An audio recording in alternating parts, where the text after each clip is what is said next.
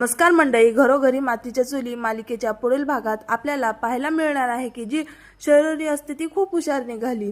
आता इथे शर्वरीने ऐश्वर्या आणि जानकीला मस्त कामाला लावलेलं असतं आणि काय होत असतं, आता ह्या दोघांनाही झपडीत घेत असताना त्यांना काही भेटत नाही। आता त्यांना कळलेलं असतं की शर्वरीने तिच्या रूम मध्ये काही लपवलेलं नसणार, म्हणून आता त्या बाजूच्या सगळ्याच रूम मध्ये चेक करत असतात आणि शर्वरी म्हणत असते, तुम्हाला मला मस्त कामाला लावलंय, आता मस्त शोधाशोध करा, तुम्हाला काहीच भेटणार नाही, मुद्दामून तिथे राहिलात ना, मला माहित आहे, असं शर्वरी बोलत असते।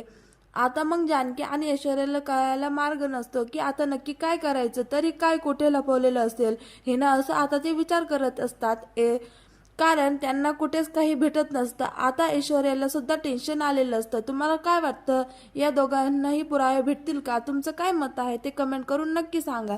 तर शर्वरी खूपच हुशार निघाली आहे, तुम्हाला काय वाटते तेही कमेंट करून नक्की सांगा।